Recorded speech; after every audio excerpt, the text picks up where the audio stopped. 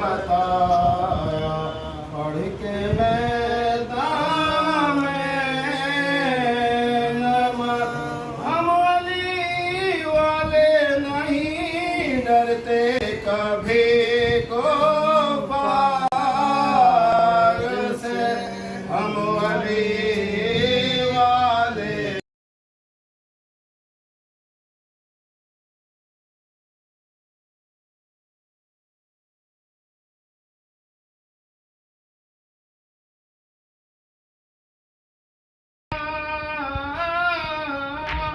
دیکھ کر ہم کو کہے یہ بتانا ہے ہمیں اے دوستوں کردار سے ہم نائن بتایا آرے صلوات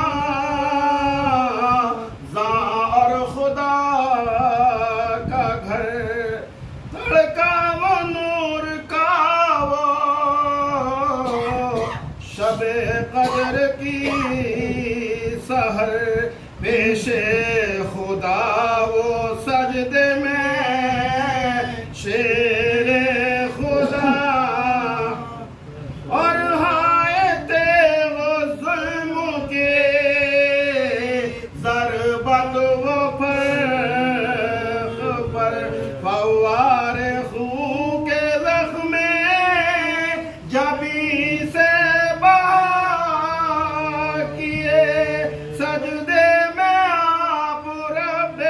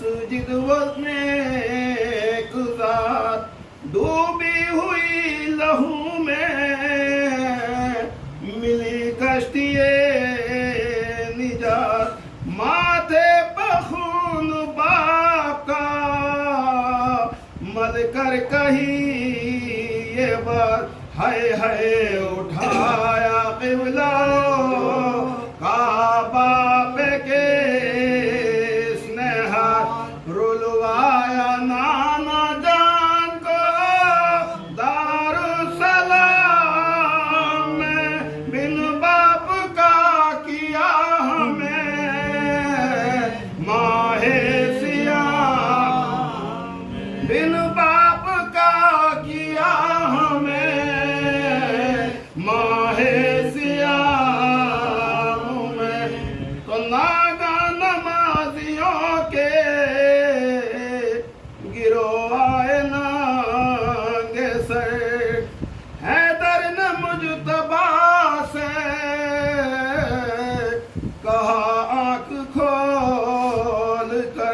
پڑھواؤ تم نماز جماعت کیے پسر ہم بیٹھے بیٹھے پڑھتے ہیں اپنے مقام پر لیکن جبھی کے زخم پہ رومال باندھ دو میرا سر شگافتہ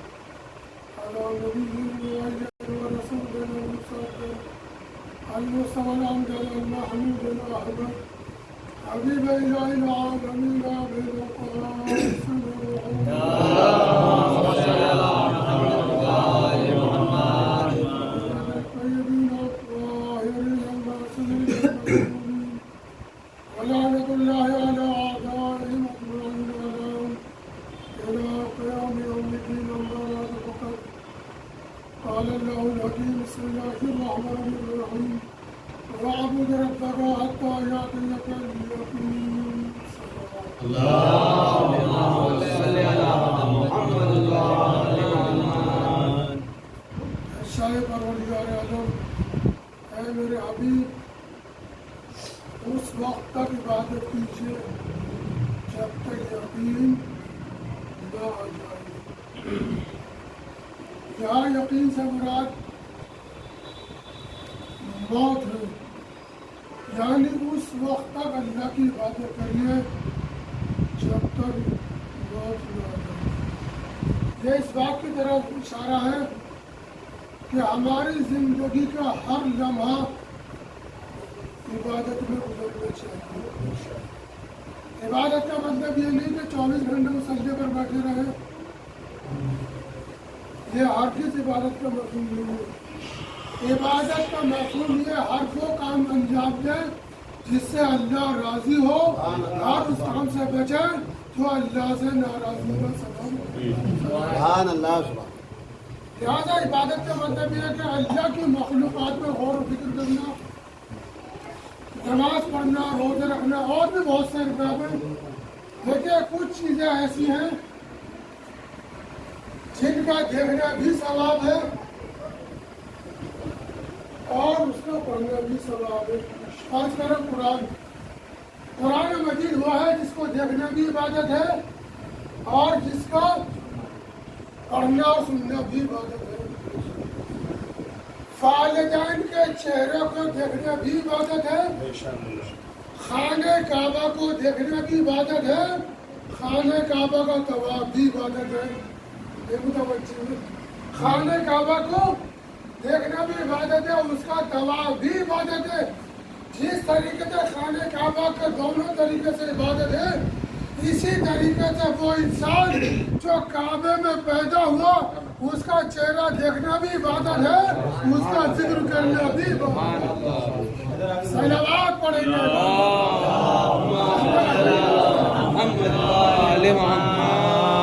ایک اور صلوات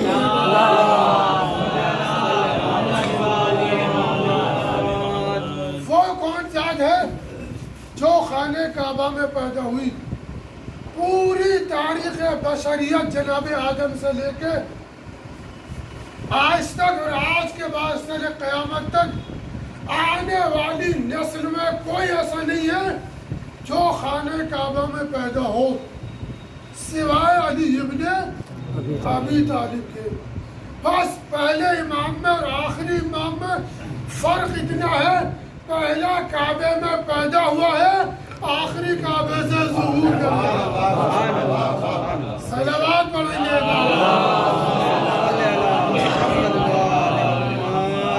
پہلا پیدا ہوا ہے اور آخری جو ہے ظہور کرے گا. بس یہی فرق ہے. لیکن مولا کائنات کو صرف شجاعت کی دنیا میں نہ دیکھا جائے بلکہ علم و فضل کی دنیا میں دیکھا جائے کہ علی کا اخلاق کیا تھا، علی کا کردار کیا تھا. ایسے ہی تاریخ نے نہ لکھ دیا کہ علی کا ہاتھ ید اللہ ہے، علی کا چہرہ وجہ اللہ ہے، علی کی آنکھیں اللہ ہے. ایسا نہیں. آدمی تو ہر انسان اپنوں کے فضائل پڑھتا ہی ہے. فضیلت جب ہے جب خیر پڑھے، جب دشمن فضائل پڑھے تو فضائل ہیں. مثال کے طور پر حج کا موقع تھا، خلیفہ دویم نے دیکھا کہ ایک انسان ہے جس کے چہرے پر انگلیوں کے نشان بنے ہوئے ہیں. وہاں تو مکھی مچھر مارنے کا بھی الاؤ نہیں ہے، ہاتھ مارنے تو بہت دور کی بات. کہا بھائی یہ تمہارے کس نے مارا؟ کہا بھائی میں اس کو نہیں جانتا، فلاں ڈیرے میں ایک نوجوان رہتا ہے، اس نے میرے مارا. اس نے کیوں مارا؟ وہ اپنی غلطی بتانے کو تیار ہی نہیں ہے. کہا بھائی دوسرے آدمی خلیفہ جو چونکہ جس میں علم کم ہوتا ہے اسے غصہ زیادہ آتا ہے. توجہ رکھے گا. جس میں خون کم ہوگا اچھلے گا زیادہ وہ. اب اس نے کیا کیا؟ ابھی نے غصہ آ گیا، چلو ہم چلتے ہیں. وہ آگے آگے، خلیفہ پیچھے پیچھے. کہاں پہنچے؟ جہاں کائنات کا امام بیٹھا. کہا کنہوں نے مارا؟ بولے ہاں. جیسے خلیفہ دویم میں امیر المومنین کو دیکھا پرچنسا. کہا بتا میں کیا کروں؟ اللہ کی آنکھ نے دیکھا، اللہ کے ہاتھ نے تجھے مارا. صلوات پڑھیں گے.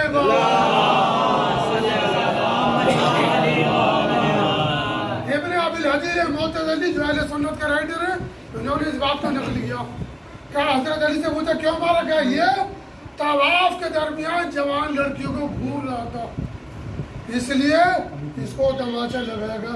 تو پتہ چلا دشمن کو بھی معلوم ہے کہ علی کی مقام اور منزلت کیا ہے، کیا ان کا مقام ہے. دوسرا آئیڈیا دیکھیں، خون کا پیاسا فضائل پڑے تو فضائل ہیں. جب نہر پہ جو ہے قبضہ کر لیا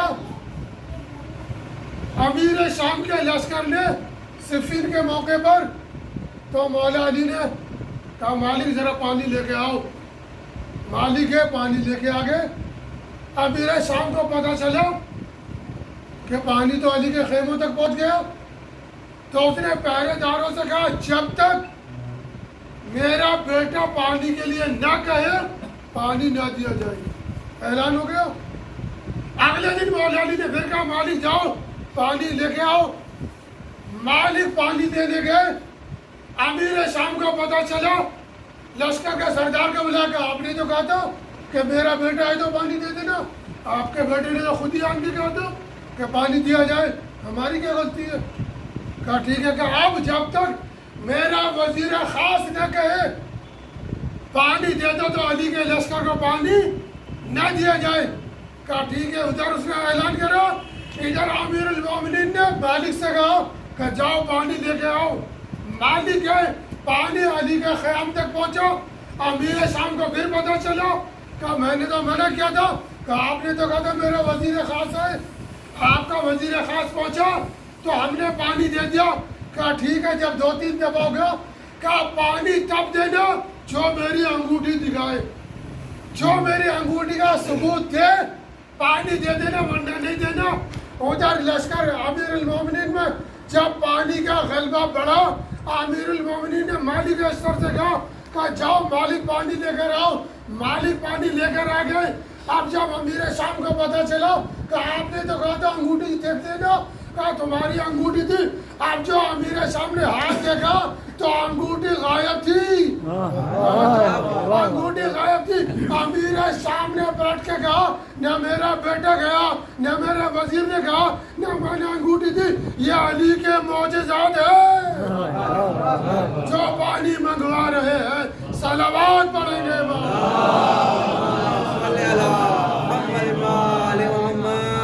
اور جب اس کے بعد علی کے لشکر نے قبضہ کر لیا اور امیر شام کے لشکر میں پانی کا غلبہ بڑھا تو انہوں نے تو پانی بند کرا تھا. امیر شام نے برجستہ کہا جاؤ علی بڑا کریم انسان ہے کسی میں پانی بند نہیں کرتا. تو سوچو دشمن خون کا پیاسا علی کے فضائل بیان کر رہا. یہ وہ علی ہیں جنہوں نے یتیمی پروری کا ایک نمونہ پیش کیا کہ یتیموں کے ساتھ کیسے گزارا جاتا ہے. یتیموں کا بے سہاروں کا یہ رمضان کا مہینہ اور مولا رسول خدا نے فرمایا اے علی تمہاری داڑھی ایک روز خون سے خضاب کی جائے. آپ مولا علی کے فضائل سنتے رہتے ہیں نا. میں یہ چاہتا ہوں کہ آج کی جو ہے انتہائی قیامت کا دن ہے. بس ایک دو مسئلے سنیے باجی دو جتنا رویا جائے اتنا ہی کم ہے. یہ ایام عاشورہ سے کم نہیں ہے. حسین کی یتیمی کے ایام ہیں. دیکھیں ماہ رمضان خدا کا مہینہ اور ہم خدا کے بندے ہیں. نماز اور عبادت اس وقت تک قبول نہیں ہے جب تک اس کے اہل بیت دل میں نہ ہو. اگر وہ دل میں نہیں ہے تو ہماری نمازیں قابل قبول نہیں ہے. جتنی ہماری اہل بیت سے محبت عقیدت ہوگی اتنا ہی ہمارا عمل اجاگر ہوگا. نماز اہم ترین فریضہ. جس نے نماز کو ہلکے میں لے لیا اس کا کوئی عمل وزنی نہیں ہو سکتا. امام صادق نے کیا کہا کہ جو نماز کو ہلکا سمجھے ہماری شفاعت اس کو نصیب نہیں ہوگی. قبول ہونا تو دور کی بات ہے شفاعت ہی نصیب نہیں ہوگی. اب ایک مسئلہ چونکہ ہمارا مسائل کا سلسلہ چل رہا ہے. آج بیان نہیں ہوئے دو مسائل فضائل دو جملے. دیکھیں ٹیٹو کی دو صورتیں ہیں. ایک وہ جو کھال کے اوپر ہے اور ایک وہ جو کھال کے اندر ہے. اگر کھال کے اوپر ہے اور اعضاء وضو میں ہے تو وضو باطل ہے. اس کے علاوہ ہے تو غسل باطل ہو جائے گا. کھال کے اوپر ہے تو نہ وضو صحیح ہے نہ غسل صحیح ہے. اور اگر کھال کے اندر ہے تو وضو اور غسل دونوں صحیح رہیں گے چونکہ وہ مانے آبنی پانی میں رکاوٹ نہیں بنتا. اس تمام چیزوں کو ہمیں مد نظر دوسروں کے چال چلن کو اپنے اندر نہ لے کے آئے. اپنا کردار اتنا بلند کرے کہ دنیا پلٹ کے گئے جب غلام ایسا ہے تو اس کا امام کیسا ہوگا. ہمارا کردار اس بلندی پر ہونا چاہیے. ہم نے مولا علی کو آئیڈیل مانا, ہم نے دیگر ائمہ کو آئیڈیل مانا ہے. ان کا مزاج یہ ہے کہ اگر دشمن بھی مسجد میں ہے تو اسے جگا کر کہتے ہیں جو جس ارادے سے آیا ہے ہم پہلے سے واقف ہیں, مگر یہ نماز صبح کا وقت ہے. کیا میسج دے رہے ہیں؟ علی اس انسان کو کہا جاتا ہے جو اپنے قاتل کو بھی بے نمازی گوارا نہیں کر سکتا, تو وہ یہ کیسے گوارا کریں گے کہ ان کے چاہنے والے نماز سے دور رہے. لہٰذا جی تو قیامت کی رات گزر چکی. ارباب مقاتل اور علماء کہتے ہیں کہ یہ وہ ماہ جو سن 40 ہجری کا رمضان آیا تھا, مولا بار بار اپنی شہادت کی خبر دے رہے تھے, بار بار شہادت کی خبر. ایک مرتبہ خطبہ دیتے ہوئے کبھی امام حسن سے پوچھا, کبھی امام حسین سے پوچھا کہ کتنے دن گزر گئے, کتنے دن باقی رہ گئے. کہا قریب وہ وقت آنے والا ہے کہ میری داڑھی کو خون سے خطاب کیا جائے گا. یہاں تک کہ جب 10 رمضان المبارک گزر گئی اور واضح نصیحت سے فارغ ہوئے تو ابن ملجم سے کہا تیرا نام کیا ہے؟ کہا میرا نام عبد الرحمن. کہا باپ کا نام کیا ہے؟ کہا ملجم. کہا تو قبیلہ مراد سے کہا قریب تو میری داڑھی کو خون سے خطاب کرے گا. اتنا سننا تھا, اتنا قریبی. کہا مولا یہ ہو سکتا ہے؟ کہا ہاں یہ ہو سکتا ہے. اس نے فوراً تلوار نکال کے مولا کے آگے رکھی. کہا مولا اس سے پہلے کہ میرے ساتھ ہی میں یہ کروں آپ مجھے قتل کر دیا. مولا نے کہا اسلام میں جرم سے پہلے سزا نہیں ہے. وہ چلا گیا. دنیا کا کوئی بھی لیڈر اپنے مجرم کو اس طرح سے گھومتے ہوئے نہیں دیکھ سکتا. فوراً یا تو قتل کرا دے گا یا اسے جیل میں بھیج دے گا. لیکن یہ علی کی منصفانہ حکومت ہے کہ جہاں قاتل آزاد پھر رہا ہے. جب وہ چلا گیا تو صحابی نے کہا مولا آپ نے اسے کیوں چھوڑ دیا؟ مولا نے وہ جملہ کہا جو غیر معصوم نہیں کہہ سکتا. امام نے کہا وہ میرا قاتل ہوگا, میں اس کا قاتل بننا نہیں چاہتا ہوں. لو عزیزو وقت گزرتا رہا. عبد الرحمن کی باتیں سننے کے بعد کوفہ چھوڑ کے چلا گیا اور 18 رمضان کو واپس آیا اور آنے کے بعد علی سے ملاقات نہیں کی ہے. لہٰذا وقت بڑھتا ہے. جب رات کا سناٹا بڑھا اور مولا متقیہ نے کل گزشتہ شب میں جو ہے جناب ام کلثوم کے یہاں افطار کیا. جناب ام کلثوم 2 جو کی روٹیاں, تھوڑا نمک اور دودھ کا پیالہ لے کر آتی ہے.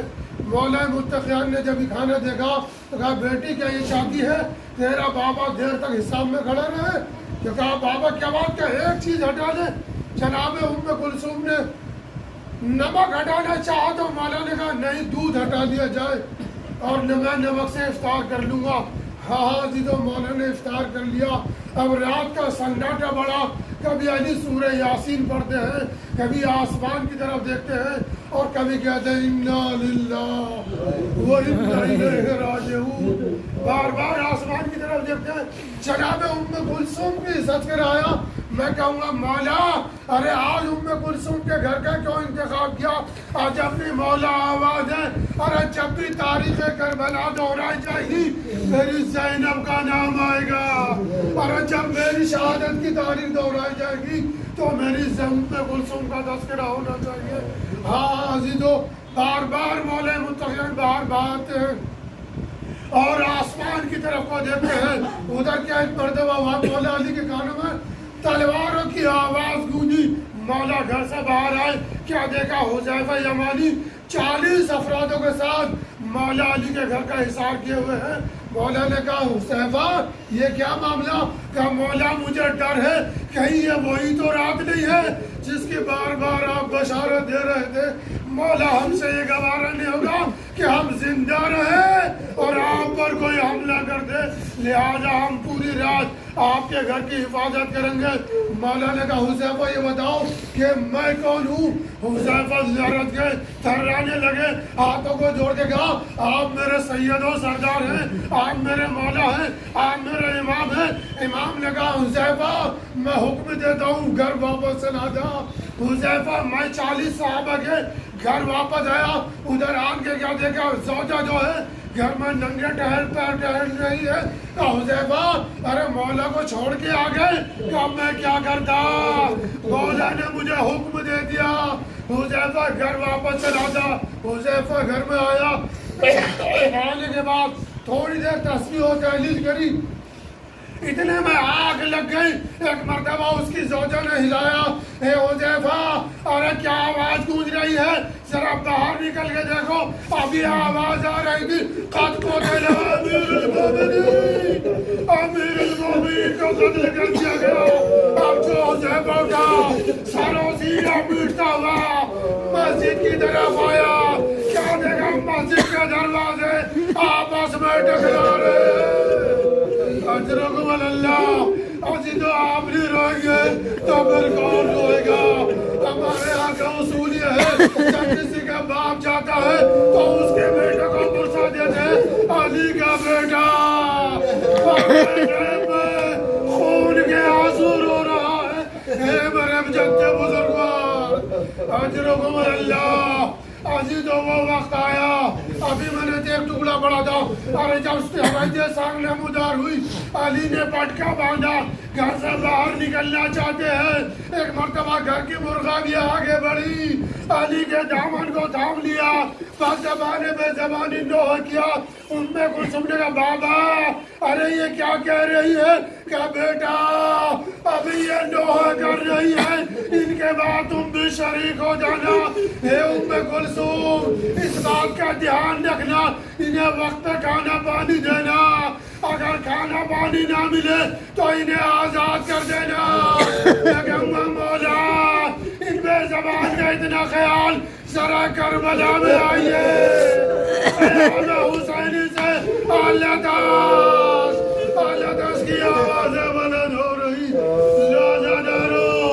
علی گھر سے باہر چلے، علی نے ادھر گھر کو چھوڑا، ادھر ام کلثوم نے گھر کو چھوڑا، امام حسن کے پاس پہنچی، کیا دیکھا بھائی حسن نوافل پڑھ رہے ہیں، کہا بھیا بابا نے خبر شہادت دی ہے، حسن مصطفیٰ فوراً گھر سے باہر نکلے، ابھی مسجد نہیں پہنچے تھے علی، کہا بابا ابھی تو بہت رات باقی ہے، اتنی جلدی کاہے کی ہے؟ کہا میرے لال آج جلدی جانا ہے، آج جلدی جانا ہے۔ کہا بابا میں ساتھ چلوں گا۔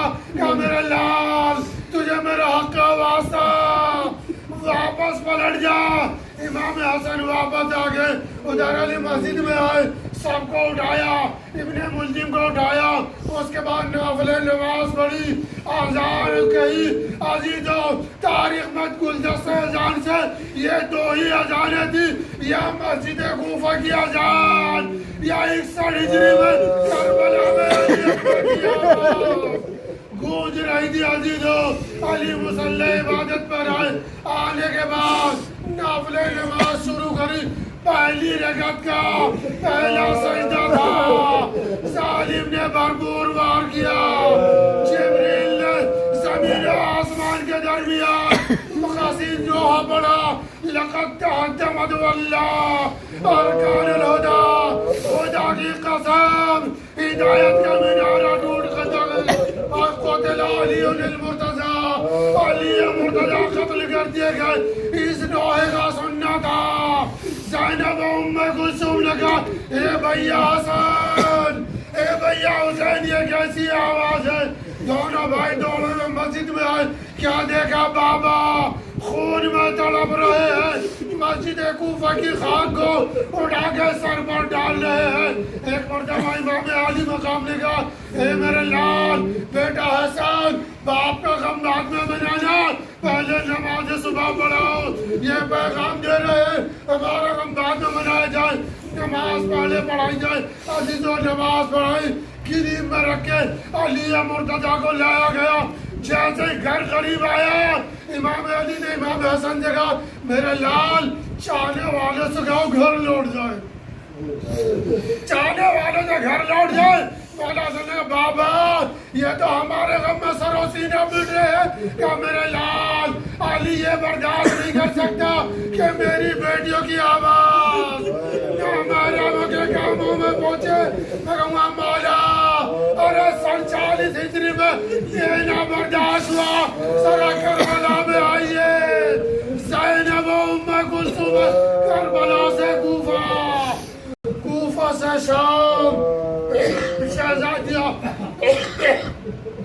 دیار بجائی جا رہی ہیں آخرکم اللہ اب تک جو صابر امام ضبط کیے ہوئے تھا جب گھر میں تشریف لائے زینب پہ نظر پڑی اب علی سے دامن سب چھوٹ گیا علی چیخ مار کر رونے لگے یعنی بیٹیوں کا رونا علی سے برداشت نہ ہوا لازو جاتا رو طبیب کو بلایا گیا طبیب نے زخم کا مشاہدہ کیا اس کے بعد کا مولا ارے زخم براکاری ہے زہر اثر کر چکا ہے اے مولا وصیت کر دیجئے گا کہا کیا بتایا کھانے کو کہا دودھ کا انتظام کیا جائے اس سے تو تھوڑا افاقہ ہو جائے گا عزادارو جب کوفے میں دودھ کی خبر پہنچی تو کافی گھروں سے کئی ہزار دودھ کے پیالے آ گئے میرا کلیجہ منہ کو ہونے لگا اے مولا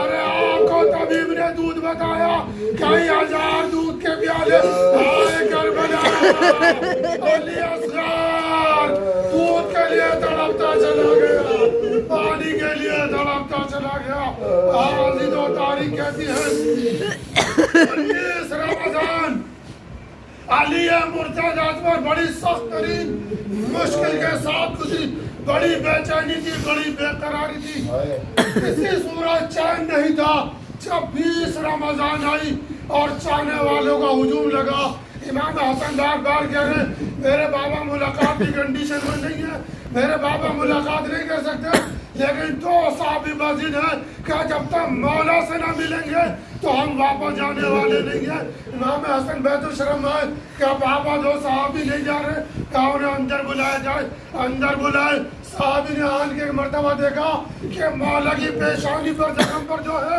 زرد رنگ کا رومال بنا ہوا ہے اس سے زیادہ زرد مولا کا بدن ہو چکا ہے مولا کا بدن زرد ہو چکا ہے زہر اپنے کام کر رہا ہے اس امام نے کہا بتاؤ کیا پوچھنا چاہتے ہو کہ مولا کچھ پوچھنا چاہتے ہو علی نے کہا کہ جو چاہو پوچھو لیکن ایک بات کا خیال رکھنا کہ مجھ میں کمزوری زیادہ آ چکی ہے اب مجھ میں زیادہ طاقت نہیں ہے جلدی جلدی پوچھو سوال کا جواب دے دیا مولا نے وصیت کر دی اس کے بعد دوسرا صحابی آگے بڑھا کہا بس جاؤ بس خدا حافظ آج کے بعد اب قیامت میں ملاقات ہوگی اس آواز کا اہل حرم نے سن لیا تھا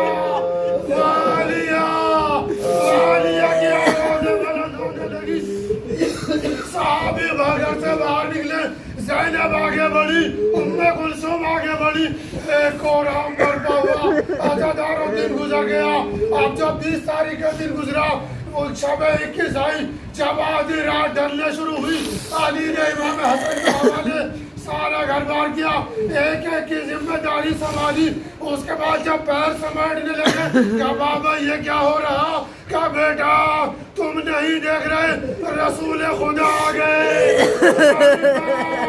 فاطمہ آ گئی ہے اے بیٹا یہ مجھے لینے کے لیے آ گئے علی نے دامن کو سمیٹ لیا پیروں کو سمیٹ لیا میں کہوں مولا ارے جب آپ نے راجعون پڑھا تو گھر والے باز تھے آئے غریب حسین ایک ٹیلے سے دیکھ رہی تھی شمر کا کون خنجر حسین کی گردن پہ چل رہا تھا اور زینب آواز دے رہی تھی اے شیب اے پسر صاحب تو دیکھ رہا ہے ماں جائے کے گلے پر کچھ خنجر چل رہا اِنَّا لِلَّهِ وَإِنَّا إِلَيْهِ رَاجِعُونَ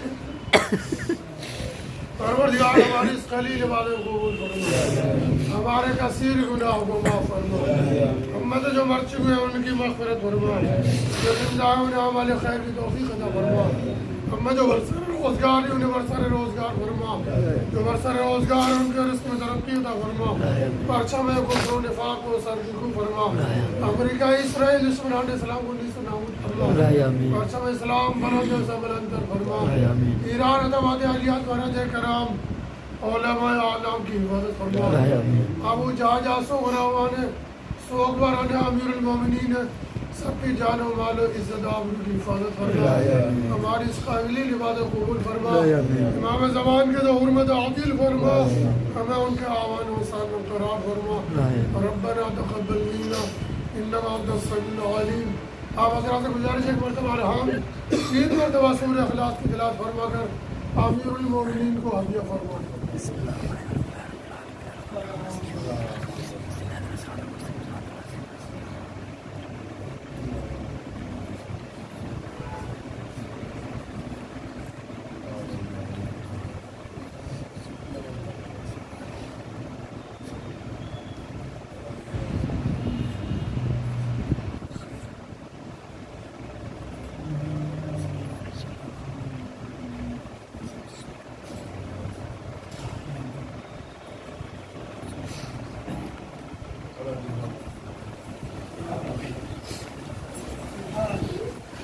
السلام علیکم یا رسول اللہ، السلام علیکم امیر المومنین، السلام علیکم فاطمۃ الزہرا، السلام علیکم الحسن المجتبی۔